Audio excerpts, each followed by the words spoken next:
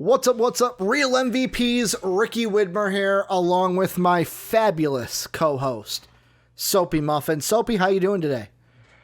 Doing fantastic. How are you doing? I am doing great. I was telling Dave, I am hyped yet again, even more so for today, for the two live shows, than I was yesterday. Like, yesterday was a little bit of like an antsy, like, this is a new venture we're going out on. I can't wait for this. Now that yesterday went so well, all day, all I've been thinking about while doing other MVP things, I've just been thinking about I can't wait for the shows today, and I can't wait to talk to the beautiful people out there that want to hear us. Dave and I talk about sports, and then you and I talk about gaming. But if you are new, if you're watching this on YouTube or you're watching on twitch.tv/MVP vids, first off, hello. I bid you a fair hello. I almost said fair adieu. That's a goodbye. Goodbye, we're going home. Bye. I'm taking my ball. I'm going home.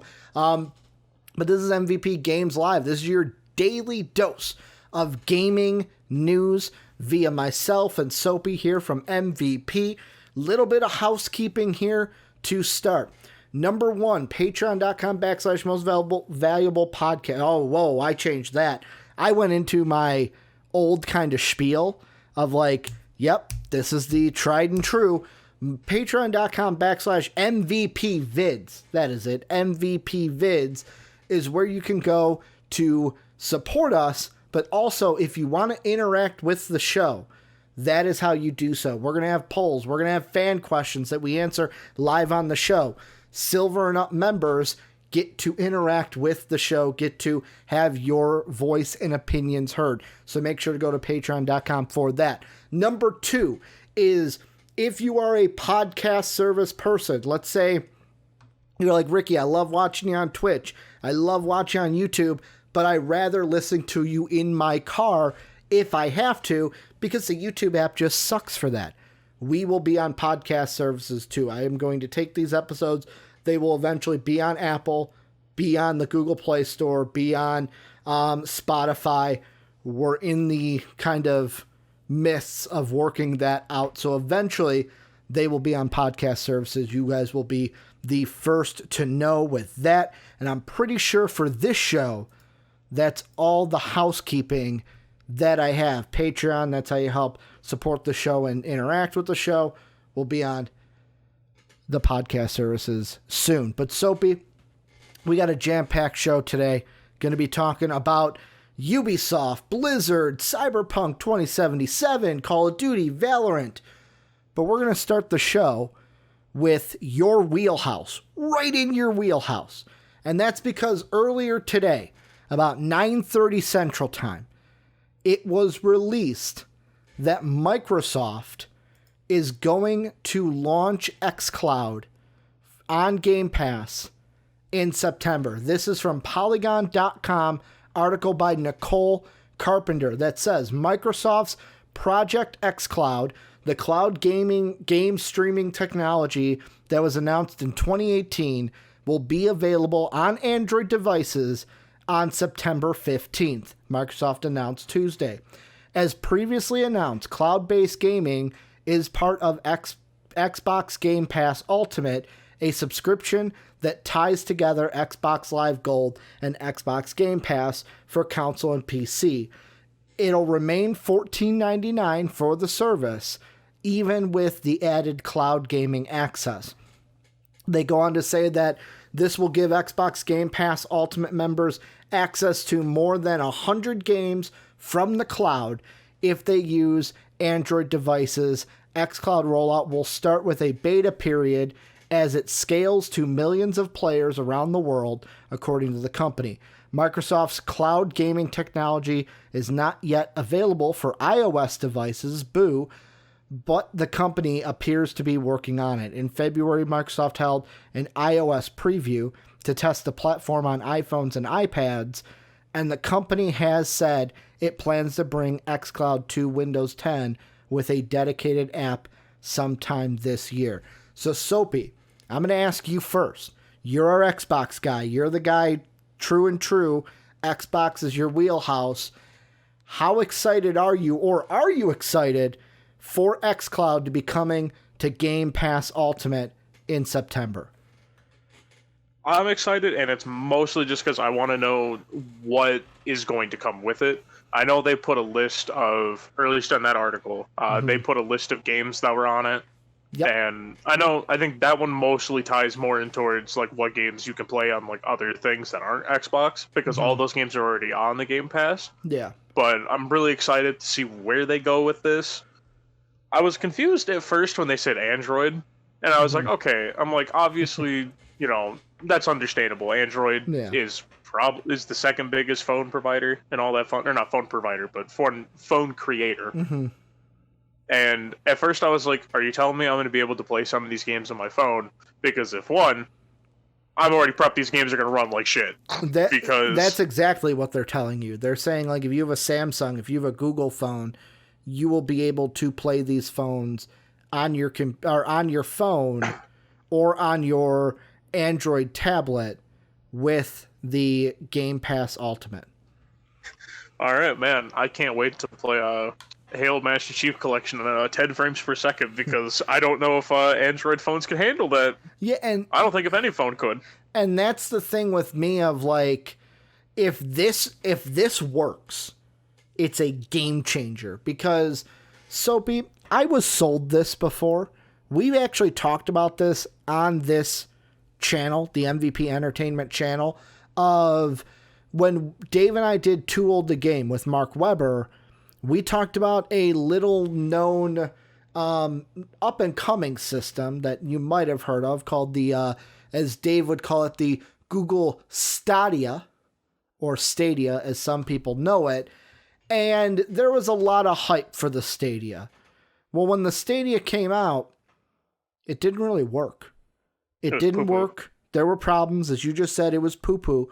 And nobody kind of talks about the Stadia anymore. That is why I'm kind of skeptical about this xCloud gaming. Kind of like where you're at, where do I want a gaming service, PlayStation, Xbox, Stadia, anything that's like you can play your games wherever you want? And Stadia was really inventive because I could like have my MacBook open and pull out a controller out of my bag and start playing wherever I was. That to me was the coolest idea concept-wise ever. And if it's possible, this could be a game changer for Microsoft, because they're a company, like we said, they don't have the exclusives. We talk about how many games when we see the trailer that's like, oh, it's on Xbox, but it's also on PC. So you're kind of dividing your consumers right there. And there's a part of me that goes, if this can come out and this could change the game for Microsoft, then this could be something that someone could go, hey, I want to go ahead and get an Xbox, or at least get Game Pass Ultimate, so that I can play these games wherever I want. However, like you said, am I going to get Master Chief Collection at 10 frames per second? I'm assuming, like, I want to ask the question of, do you think this will actually work at launch September 15th? But I kind of feel like your answer is already going to be, no, it's not going to work. Don't expect it to be what we're going to hype it up to be. Oh, no, I think it'll work. I'm mostly just worried about, like, some of the games that they have on there are, like, it kind of makes the original Xbox One, when it first came out, it makes that one kind of chug a little bit. So that's why I'm kind of worried of, is a lot of the games going to run well? Like, obviously, I know, I saw on the list Costume Quest 2, that game's like 8 years old. If it can't run that, something's wrong here. You mentioned that in our test episode when we talked about... Absolutely. What was that? Not Exo Mecha, the Stranger Things like game that looked like Crossy Roads. Yeah, it's Exo something. Exo Machina? Yeah, I think it's... Yeah, it's like Echo something. That's right, Echo. But yeah. And just for people that don't have the article in front of them, the games that they have listed: Ark Survival Evolved, Bleeding Edge, Costume Quest 2, Crackdown 3 Campaign, Destiny 2, FT 2019, Forza Horizon 4, Gears of War Ultimate Edition, Gears of War 4, Gears of War 5 Ultimate Edition, Grounded, Halo 5 Guardians, Halo War Definite Edition, Halo Wars 2, Halo Master Chief Collection, Halo Spartan Assault, Hellblade, Surma Sacrifice, Killer Instinct Definite Edition, Max, The Curse of Brotherhood, Minecraft Dungeons, The Outer Worlds, Ori and the Blind Forest, Ori and the Will of the Wisp, Quantum Break, Recore Definite Edition, Rise, Son of Rome, Sea of Thieves Anniversary Edition, State of Decay Juggernaut Edition, Sunset Overdrive, Super Lucky's Tale, Tell Me Why, The Bard's Tale Trilogy, Wasteland 2 Director's Cut, Wasteland 3, Wasteland Remastered, and then Yakuza Kiwami 2. I hope I said that right. Long list, but that's all of them. And I'll let you continue, Soapy, what you were saying about XCloud.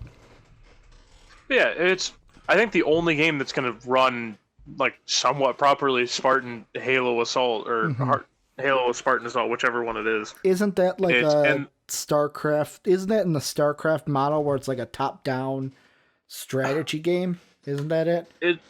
It's more like Diablo. Oh, okay. It's basically brain dead Diablo, which Diablo is already kind of brain dead a little bit, so it's a little sad that it's a little dumber than that, but like that's the only game I could see running like decently. Otherwise, the rest of them I'm kind of like, I don't know if a phone can handle some of those. Yeah. No, and like for me, like I've said, this is something that as a PlayStation person, I know I should be like, no, I don't want it to work. PlayStation forever.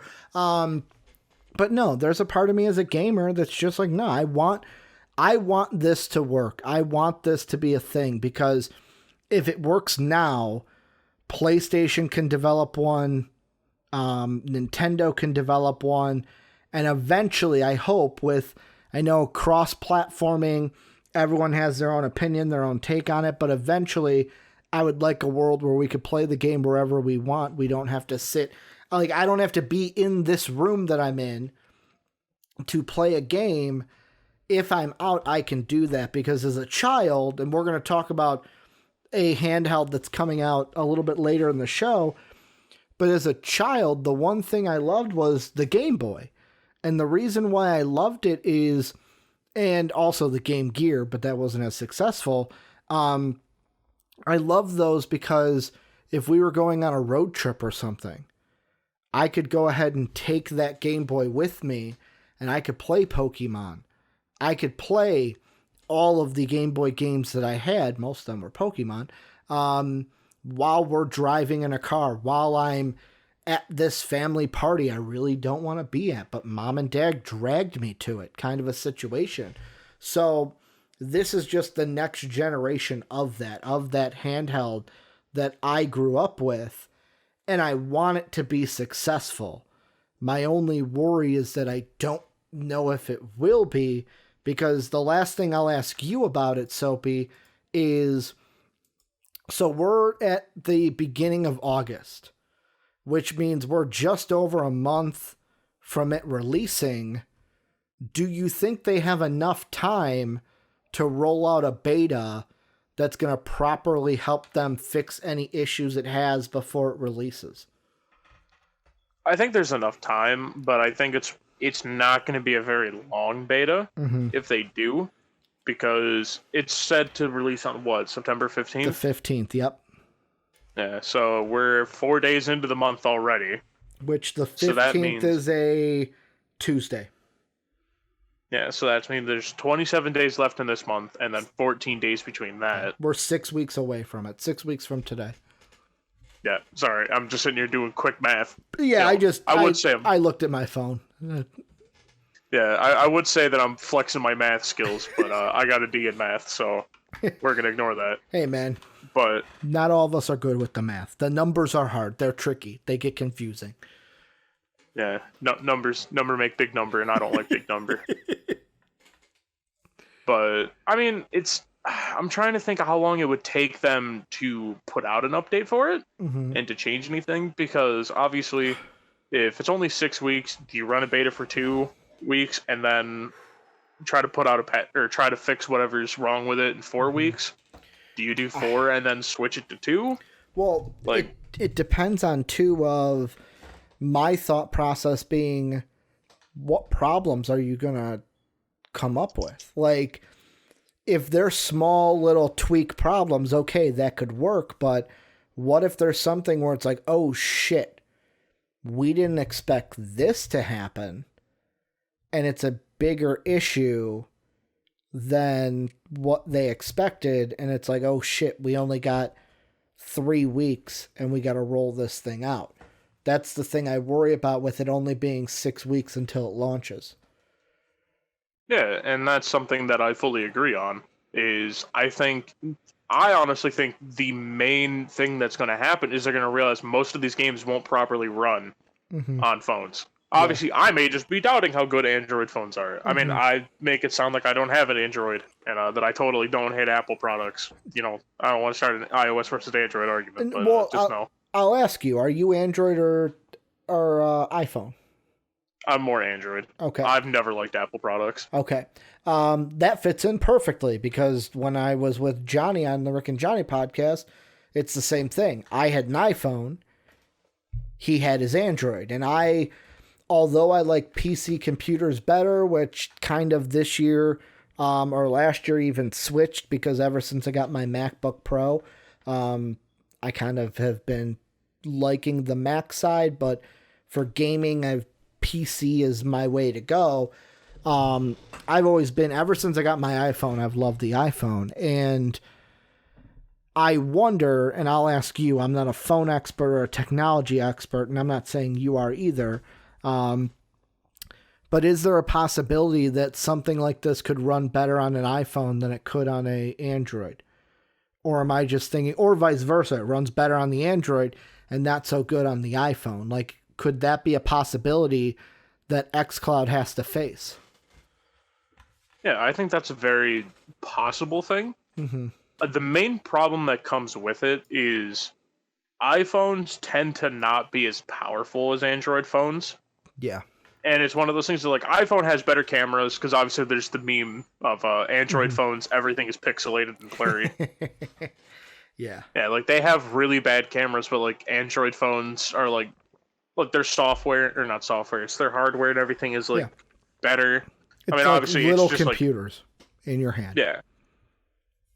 Yeah. So I think it would run better on Android. I think this may be a little too brave to try with the current iteration of phones, unless if they know something about the next gen phones that we don't. No, I got you. And I feel like we're going to leave it there. That's pretty much all we can talk about. I'm optimistic for it because what it could mean for the gaming landscape. I'm just skeptical that it's going to be a good release for Xbox. But the next thing we're going to move into, we're not going to spend a ton of time on it, but I feel like we had to mention it on the show because it is a big issue. And I don't know how many other gaming shows I've watched over the few years that have had the same issue, and I can't wait until this is no longer an issue. But this is from the Verge.com article by Jay Peters. Ubisoft reportedly fires one of its most influential execs following allegations of sexual harassment. And this isn't even the first time that Ubisoft has been in this kind of hot water. The Verge is getting their information from Business Insider, where the executive Tommy Francois has departed from the company, but declined to comment on the nature of his departure. Some of the things the article says is Business Insider reports details some of Francois' actions, which included commenting on how his female colleagues looked, massaging people without asking, and on one occasion, telling his colleagues, and I'm going to preface this now, a little bit of vulgar language, so be prepared for it, telling his colleagues he had spent the previous evening masturbating. There's also been, with Ubisoft, the Assassin's Creed Valhalla creative director, Ashraf Ismail, stepped down in late June following allegations of sexual misconduct with fans. They've also had Vice President Maxine Belen were shared on social media accounts, and in a Kotaku report, Ubisoft on July 6th had Belen resign. So Soapy, the thing, and that isn't even the end of the list. That's just where I want to stop naming people. The thing I want to ask you is, when is this going to stop? Because after reading the article, that's the question that came to my mind of, this isn't even something, and I know that people are going to say, oh, you guys are going away from gaming into a little bit of politics here, but it's not even that. It's just human fucking rights, where how many times have we heard game companies, and I feel like, yes, we've seen it in the movie industry, but I feel like the gaming industry is much, much worse because of, I mean, how do I want to phrase this? It's a male-dominated space where even as a player, it is a male-dominated space where how many times does a girl speak on a microphone and you get a bunch of creepers just fucking being creepers? And I'm not saying all guys who game are like that, but it's just the stereotype that is kind of in the gaming sphere, and it looks like in all these gaming companies, I shouldn't say all of them, most of them that we see come out with these articles. I want to ask you, when is it going to stop? When is this going to not be a thing and we don't have to hear about this anymore? And I don't mean hear about this like I'm tired of hearing about it and people shouldn't speak up. I'm saying shouldn't hear about it because this shouldn't even be happening. When do you think that'll happen? Although I know you don't have the exact answer. Yeah, that, like, this is a very serious topic, so, like, I'm not gonna do what I normally would do and, like, kind of crack jokes about it. Yeah, this is something that I'm gonna be brutally honest, I don't know when it's gonna end. Mm-hmm. And it's mostly because, I mean, you gotta think, like you pointed out, it's in the movie industry. We've known this shit's been happening in the movie industry for well over 50 plus years. And obviously now with the gaming industry, it's being brought to light. I don't think it's going to change. I think it's just there are some really creepy people who are in positions where they're able to do this, and I think it's honestly, I don't know if it'll be in my lifetime that it ends. I mean, hopefully. I hope it's in your lifetime because you're like, what, 11 years younger than I am, but yeah. I thought you were going to say I'm 11 years old. I'm like, okay, no. Hold up. Hold up. I was going to say, I may have to fight you over that. No, but like, I'm a lot older than you, so like, maybe not in my lifetime, but maybe in your lifetime. Like, I know that 11 years isn't that big of a difference, but I mean, I don't know. I feel like this shouldn't be an issue anymore. And what I say about that is, and I don't want it to come across as, oh, Ricky doesn't think this is a serious issue. Ricky thinks it should be pushed aside. I just come from my mindset of, I wouldn't do that. Why would you do that?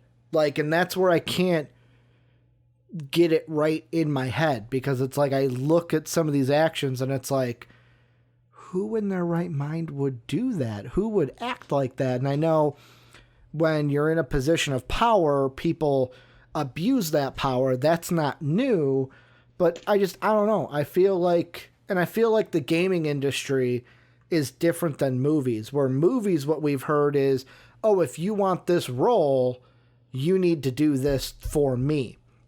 Where in the gaming sphere, it's mostly just like the stuff we've seen, making comments at female coworkers, mentioning inappropriate things that shouldn't be mentioned in front of your female colleagues, to where I almost feel like over the years we let this culture kind of grow amongst our players of the gaming universe. And then what happens? These players then get into game design because they want to make games because that's what they like to play, and it just keeps trickling up and up all the way to the top. And it's like I feel like we need to stop that at the player level first. And Yeah. that's what I just think. I think it's been a trickle up thing over the years, because obviously players are going to go into game design and then they're going to go up. And I'm not saying all gamers are like this, but there's a few bad apples that always ruin the bunch. I'll let you say what you were going to say, Soapy. Yeah, and I think it's not just only gamers. Like, obviously, I don't want to divert it away from the fact of, like, I mean, like you brought up earlier, it's the gaming is a very male-dominated thing. Yeah. It's obviously there are women who play video games, and like you can see it everywhere. It's when a female streamer or like a female YouTuber or something gets success, it's always just written off as like, oh, you just have simps. You have people who only like you because you're a girl. Yeah. And it's one of those things where, like, obviously, is that the case with some of them? A little bit. I mean, I'll be honest. There's a couple people that I grew up with that were gamers like me that were a little bit on the sketchy, creepy side. It's just every community has those people where it's like, ooh, that's kind of like those are the ones we don't want to highlight in our community. Like, everyone's got those, but yeah, it's kind of a little bad in the gaming community. Yeah, and the main thing also with it is, I think it's a lot of the times of, and I don't want to put you on the spot with this question, but like, do we know how old the people were? Yeah, but do we know how old the people at Ubisoft were that got released? Like were they younger? I mean, I'm gonna assume they were older. The beautiful thing is we have names, and these names have something called Google. Let's see. True. Tommy Francois. Probably in his 40s, 50s. That ain't right. That can't be right.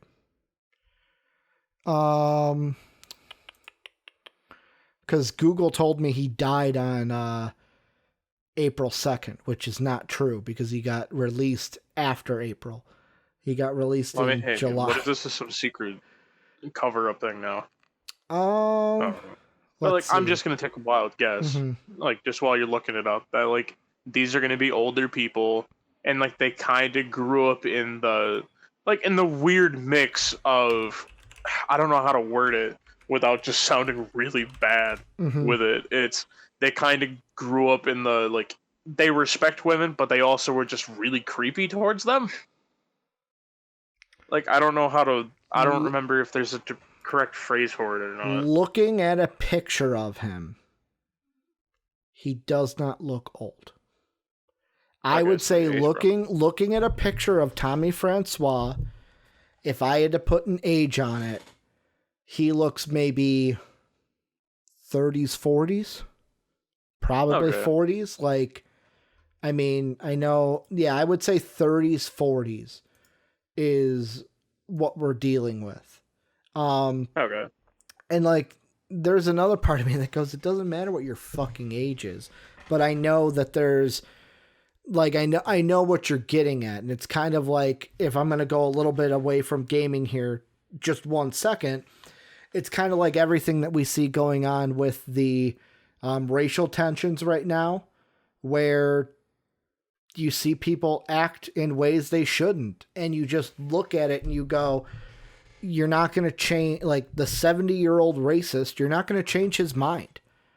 You're just not. So all you have to do is hope that, like, not hope, but just wait for him to die, and then boom, he can't have a voice anymore. Like, I don't think we have much of that, because, like, even though it's male dominated, most of the gaming community is a younger crowd also. So, I mean, it's usually a younger, more hip, kind of, well, I sounded really fucking stupid for saying hip. What is hip? I was gonna say, what is it, hip to respect women now? Yeah, but that just sounds like a really good thing. I feel like the last thing I'm gonna say, I said it before, is when will this shit end? When will it end? When will we learn we're all human beings, we all deserve to be treated the same way? And when will we get this out of gaming? Because it does not have, and it doesn't have a place anywhere, but it does not have a place, especially in the gaming community that I love as a player, as a buyer of video games, and as obviously a person that talks about games now each and every day here on MVP Entertainment. But we're going to sidestep away from that. We're going to go back into our wheelhouse, which is games. And one of the games that we're going to talk about gameplay here is Diablo released some footage about a new Diablo game. So Diablo Immortal was a game they talked about at BlizzCon 2018. They said, we're going to come out with Diablo Immortal. And it was a mobile game. It's Blizzard and NetEase are coming out with this game.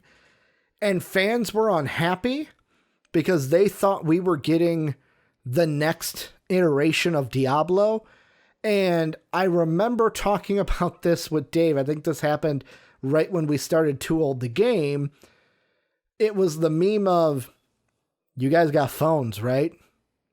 Like, in that backlash from Blizzard. Well, at a Chinese, at China Joy, which is China's biggest video game convention, Blizzard has released footage of Diablo Immortal.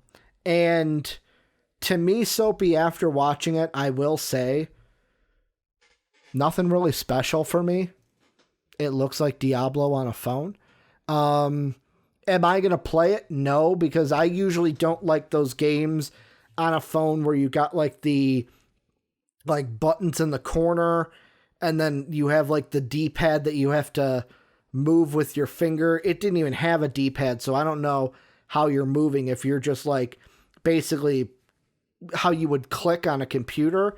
If you're just tapping your phone and like where you tap is where your player moves. I don't know how that works. They just showed the gameplay. I'm not super excited for it because I'm not going to play it, but it did look good. It looked like a Diablo game. What were your thoughts after watching the 3-minute trailer that they put out for Diablo Immortal? After seeing it, the first thing that kind of popped into my head was, wow, we really do all have phones. And this is this actually is going to happen. In my lifetime, I'm going to have Diablo on my phone, which I'm not going to download it, mostly because it's just, I don't want Diablo on my phone. Yeah. But it's seeing how the game looks. I mean, it looks fine. Like, it looks really solid. It looks like a Diablo game, but there's nothing special in that. Yeah, it just kind of feels like, and I said this whenever they first announced Diablo, cash grab? Immortal in a cash grab, but it's also like it feels like they kind of ripped the heart out of Diablo with it, of where it's like, okay, you're not putting the special love and attention that you did with every other game now. Yeah. It's kind of become oh, congratulations, have fun on your phone that you're already on most of the day, but now you're just spending it on Diablo. Yeah. I also thought it was really weird that like one of the core classes for Diablo is not going to be in it, which is the Witch Doctor. So what? The one I remember is, because I'm not as big of a Diablo player as you, the only one I remember from the trailer is the Barbarian is going to be in the game.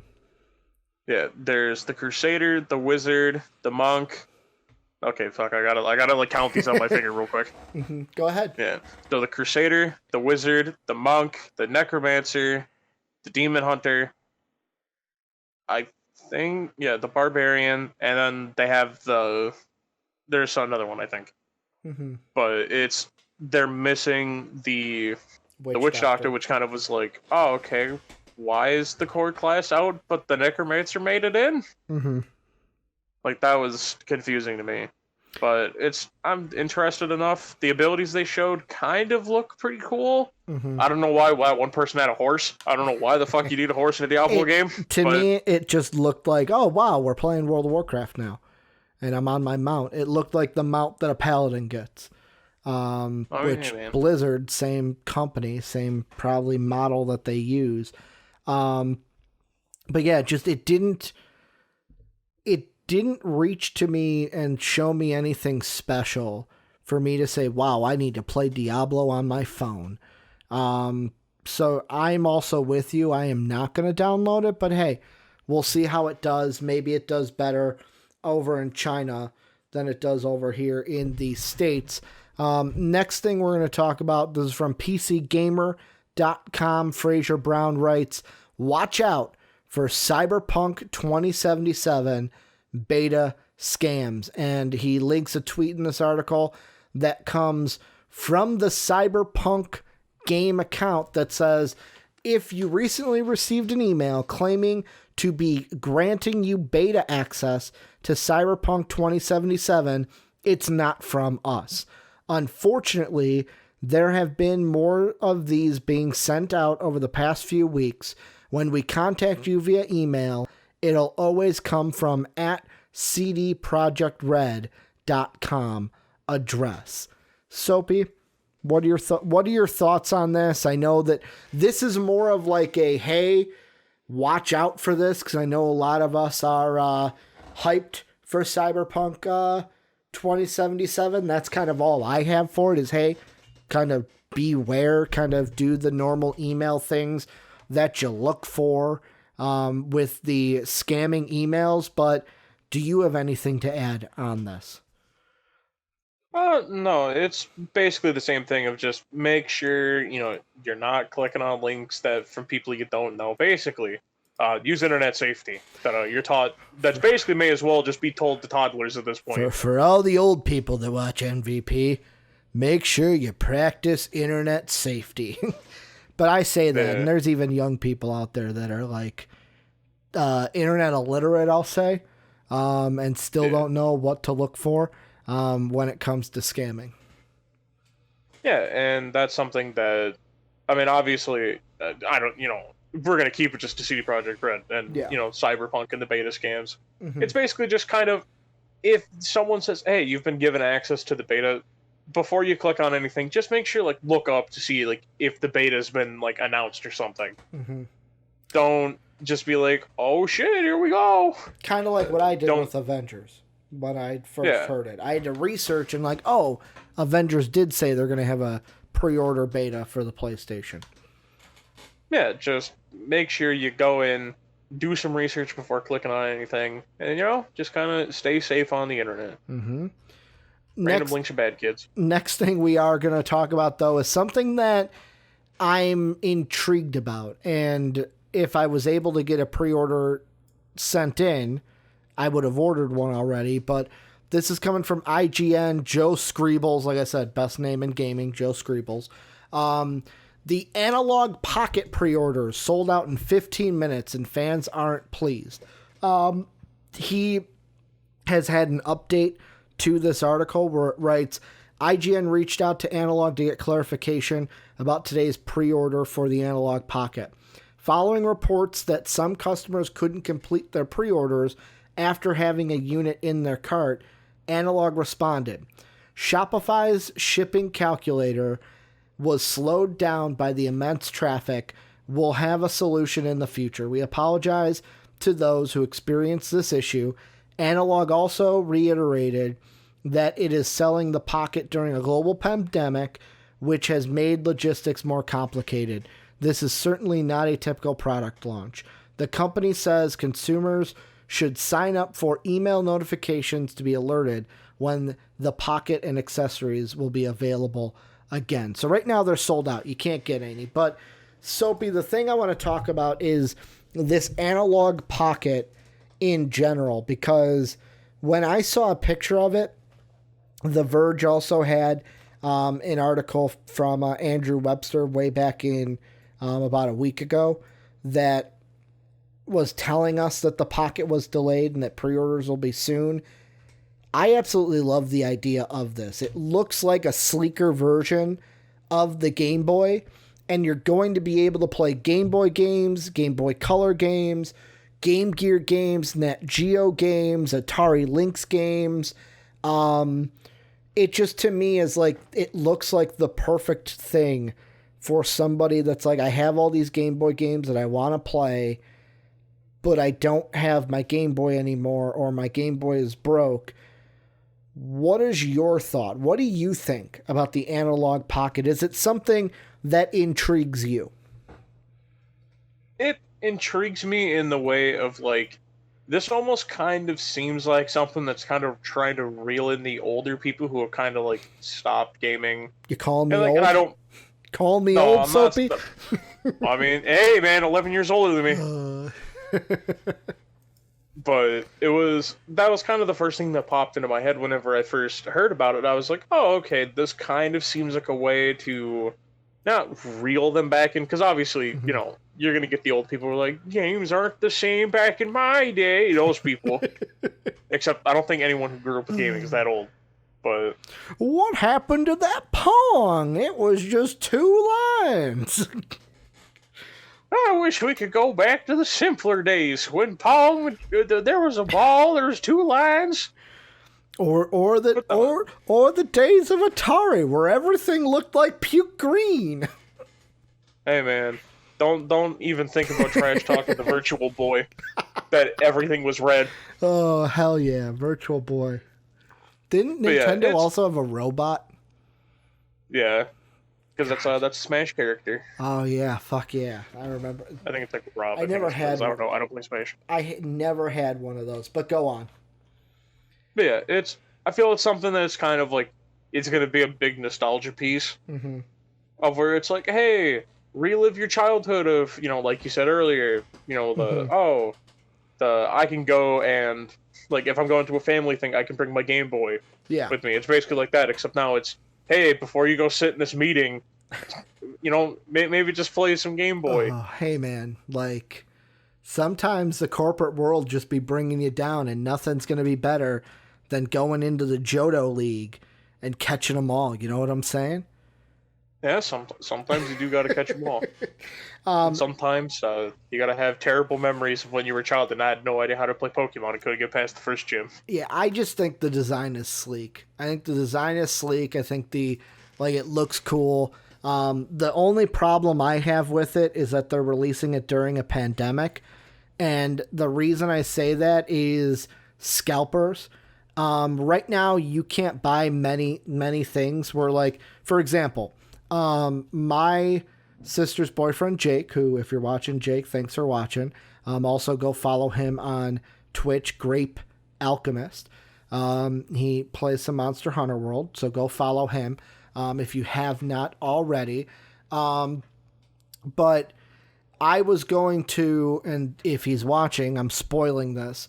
I was going to buy him his birthday gift of the Elgato key lights. Because I watch his stream and I was like, it bugs me a little bit that sometimes his stream isn't as lit up because he, like myself, he's only got the light that's in his room or the light from his monitors. So I was going to buy him the 2 Elgato key lights to help him kind of like light up his streaming experience. But Elgato says they're sold out. And then when you look at Amazon, people are selling them for like $500, and I'm like, fuck that. I'm not buying it for $500 because it doesn't even cost that much from Elgato.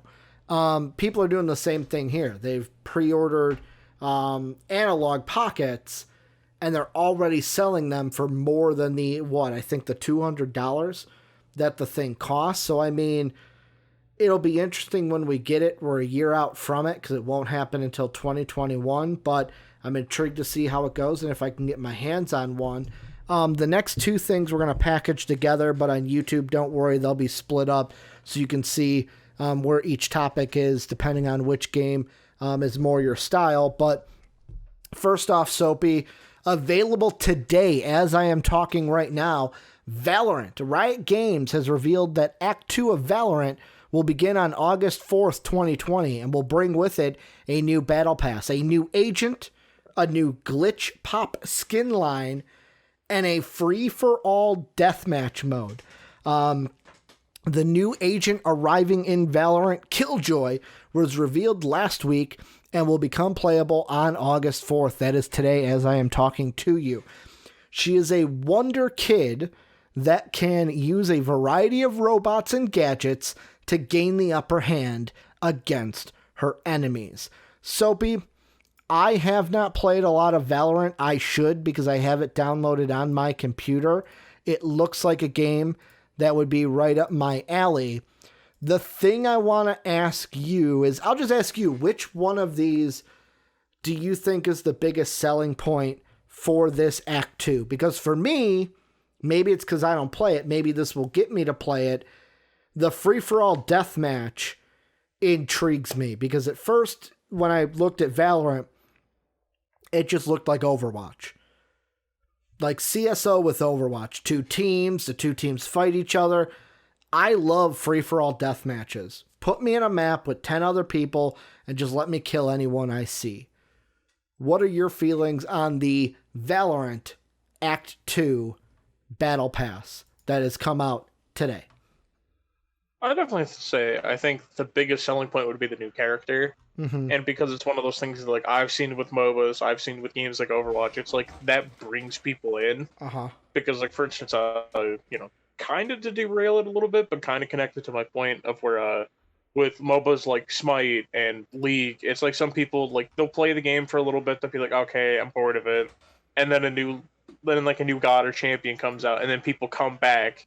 Like, I think it's one of those things that new characters are always a way to round up players, bring them back, maybe reunite that spark of love they have for it, maybe not. No, maybe it makes them hate the game more, who knows. But, like, I think the extra game mode is also going to be something that a lot of people are going to like. Because obviously, that's going to bring in people as well of, I don't like the CSGO style, I don't like the Overwatch style. Like, I just want to kill people. Boom, look at that. You can now just go kill people. Mm-hmm. So, sorry, I had to hiccup. I was almost right. So, the thing that I was going to say that I found interesting about the new character is, for a second, and I'm not correct on this because I forgot that Ana came before Sombra, but there was a part of me that was like, Valorant and Overwatch kind of doing the same thing. Sombra being someone that could, like, mess with technology in a way where she's, like, taking away perks and, like, kind of silencing you so you can't use any of your abilities, where Killjoy is kind of not the same thing, but, like, a female character that's kind of using gadgets to get the upper hand, but that's not true because I forgot Ana came out. Ana came out July 19th. Sombra was November 15th. So I was off on that. I thought Sombra was the first one. But yeah, with me, the new character is nice. The only reason why for me I'm not hyped about it is because I haven't played Valorant yet. So there's a part of me that's like, I don't know what any of the characters are like. Maybe I'll fucking stream Valorant sometime here on twitch.tv twitch.tv/MVP vids. To me, it's the new game mode. Like I said, it's going to get me into it. Free-for-all deathmatch is what I'm all about. I'll probably jump into that, and that'll be the mode that I play. The other news from a first-person shooter is that Call of Duty, this will begin on Friday, and this will begin, I think their date is off. Yeah, their date is off here on IGN. Joe Skrebels. You got Joe Skrebels. I've been giving you a lot of credit for your cool name, but you got to have a little typo there, either with the date or the day. But it says Friday, August 5th. If it's August 5th, that means tomorrow. If it's Friday, then obviously it's Friday. But Call of Duty Season 5 is coming this week, and the full details include major changes to the Warzone map, unlockable music tracks for vehicles, new multiplayer maps, and much more. So, Soapy, here's everything. And it's a lot, so just bear with me here. The Warzone Season 5 map changes. The stadium is going to open up after 4 years of being closed. The stadium in the map will be opened, featuring a cover-strewn football field pitch, rows of seating, underground parking, and multiple routes of entrance and exits.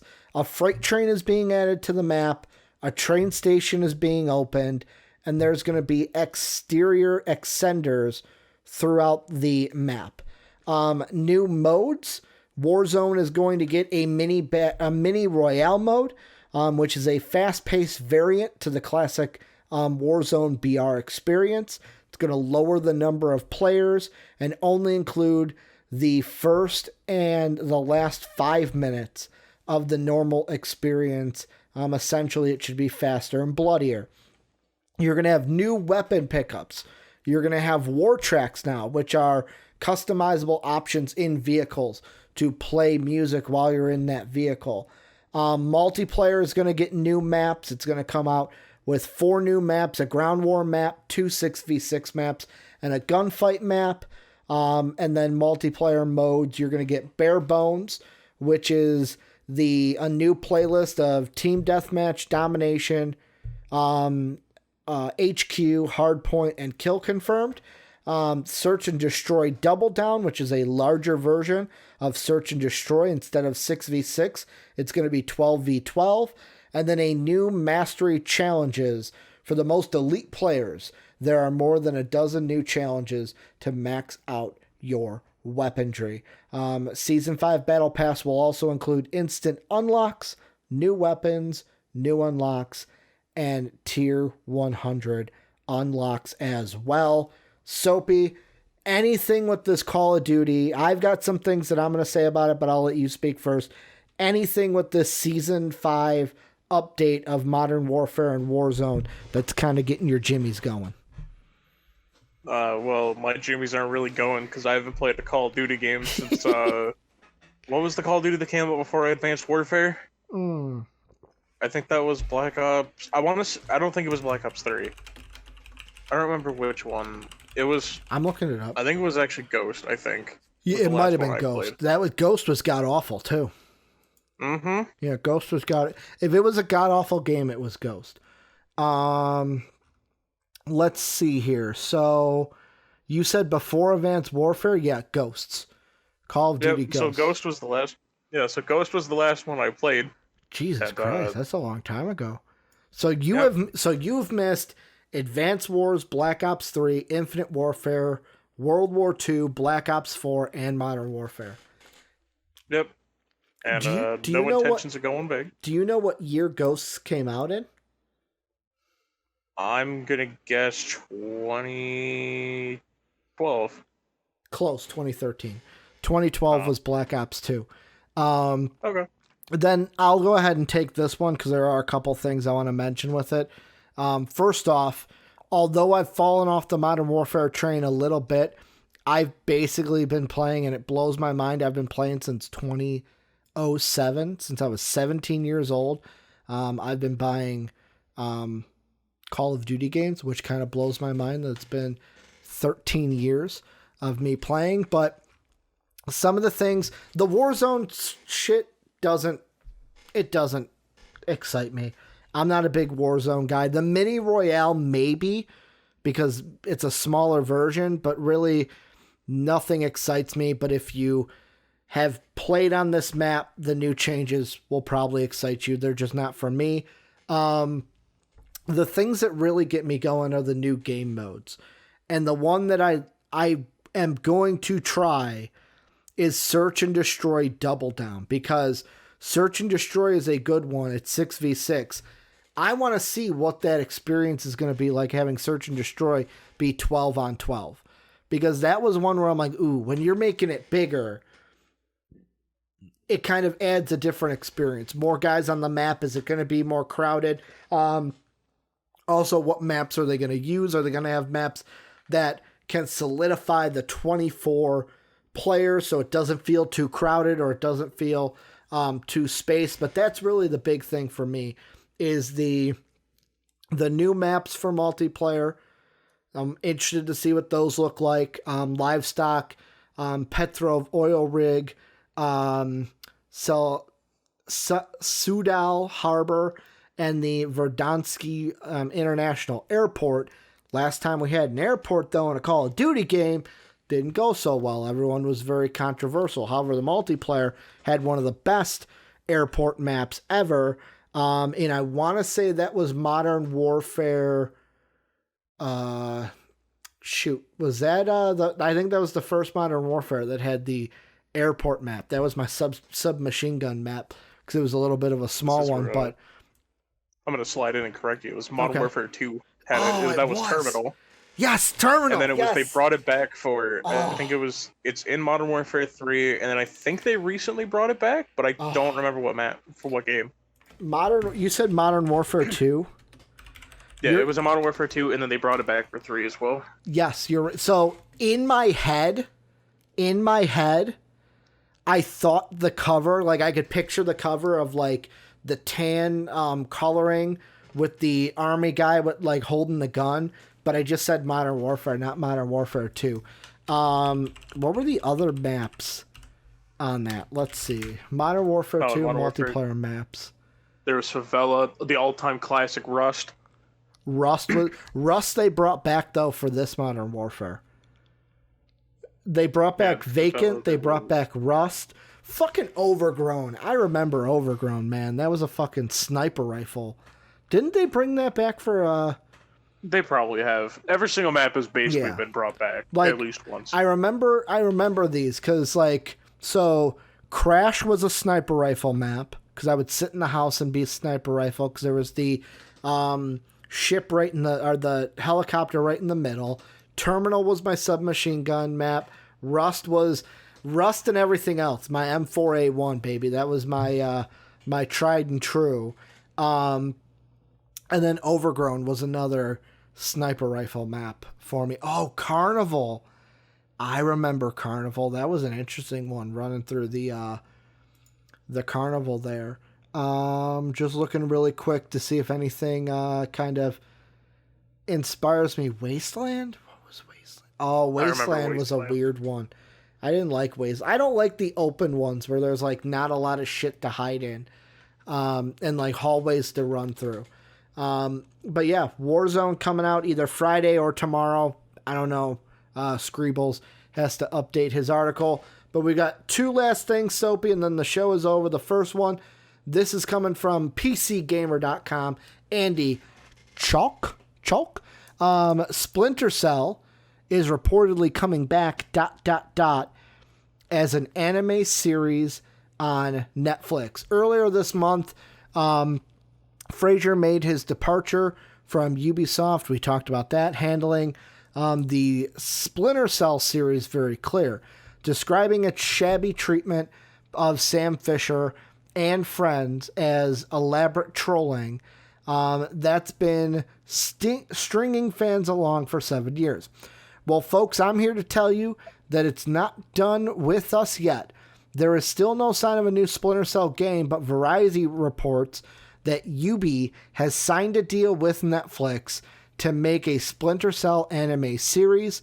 The series will be written by John Wick co-creator Derek Kolstad, who has a number of other gaming-related projects in the works, including a Just Cause movie, a television series based on My Friend Pedro, and a Hitman series for Hulu. Although I'm not sure what the status on that one is at this point. Kolstad will also serve as executive producer, according to the report, which says that 16 episodes for 2 seasons have been ordered. Soapy, what do you think of this? Is this going to be a good thing for Netflix? Are you excited that it's going to be an anime and not really a live action like we've seen with The Witcher? What are your thoughts on Splinter Cell anime series for Netflix? I'm excited, and that's also because I'm a massive Splinter Cell fan. I fully understand whenever they say it's elaborate trolling. That hits a little too close to home. Yeah. Because, man, have I just wanted just anything with Splinter Cell. It was basically, I've slowly realized that just Tom Clancy, anytime they base anything off of Tom Clancy works, which is what Splinter Cell is based off of, is they're just bangers. Yeah. But every time I keep seeing whenever there's a rumor, I'm like, oh man, I can't wait, and they're just like, no, just joshing you. Yeah. And I'm like, come on, man. But now it's seeing the... Oh, my bad. No. Go ahead. I didn't know you were done. Go ahead. I don't know. I'm excited for the anime, mostly because now it's like, okay, if they bring back Sam Fisher's voice actor, I forgot his name. I think it's Eric something. Or not Eric something. I don't remember what his name is. But if they bring him back, I wonder if they're going to retell the story from the games. Because, for instance, if they tell the story of Splinter Cell Conviction as an anime, Yeah. I'm gonna love that one. If they tell the story of Blacklist, I think is what the other one, or what the newest one in 2013 was, I'm gonna kind of not be super happy, but, I'm interested to see where they go with it. And it says here, Splinter Cell stealth action game about a modern day ninja, blah, blah, blah. But the last full game was Blacklist in 2013, and while the years since have given us numerous comeback rumors and teases, all we've actually seen are far and brief cameo appearances, with Ironside back in the saddle, and most recently raising Fraser's ire, a spot in an upcoming mobile game, Elite Tactics. So we know nothing about the story. I'm interested that it's going to be an anime, because animes have worked on Netflix. One of the ones that I watched, Beastars, has worked. It's been a popular one, but also like The Witcher as well has worked, and it's live action. So although I would love a Splinter Cell live action series, I think you could make a dark, gritty one. Just anything Splinter Cell should be good. And the anime style, I'm interested to see with it. And then the very last topic, and I want to say there's a reason we put this last, because if we would have put this earlier in the show, it would have been very insensitive, and we are not insensitive here at MVP, but we have to talk about it. It is news. You might love it or hate it, but Leisure Suit Larry is back with an all-new Dirty-Talkin title, and the first trailer is out. This is from Collider.com, Dave Trumbone, and here's what it says. Get your pun skills all filmed up, because the tongue-in-cheek and other places comedy game series is back for another round. For a premiere on Leisure Suit Larry last go-around, do yourself a favor and watch Ezekiel's third stream here, blah, blah, blah. Publisher Assemble Entertainment and developer Crazy Bunch today, which was yesterday, revealed the second installment in the acclaimed and maybe a little infamous Leisure Suit Larry Wet Dreams series. Set for release on PC and Mac via Steam and GOG on October 15th, 2020, Leisure Suit Larry Wet Dreams Dry Twice invites players to slip back into the leather pants of self-titled heartthrob and try hard ladies man Larry Laffer as he sets out to find his true love, the divinely delightful Faith. Now that Larry has become acquainted with the modern age and all its contemporary gadgets, he must use his smarts and ignore his desires as he sets out to settle down once and for all. What are your thoughts on this, Soaps? You excited for Leisure Suit Larry coming later this year? No. Why is Leisure Suit Larry back? I have no idea, I remember I've made the comment to you off stream of, why are there so many ghosts of the past basically coming back? Well, it's 2020, man. Locust, Killer Bees, COVID, Leisure Suit Larry, they're all coming back. Yeah, it's just one of those things. If maybe this is the ghost we should have let stay there. Just kind of, instead of a ghost, this is like a poltergeist. Yeah. Coming back to torture us. And the main reason, obviously, there's going to be fans of this series because you're going to get the older people like, oh, I loved those games. My main worry is, like they even mentioned, with the new times. I don't know there's if going to be a Tinder on there or a swiping joke. You know it. Yep, there's going to be Tinder. There's probably going to be something about assuming genders on there. Do you think there's catfish?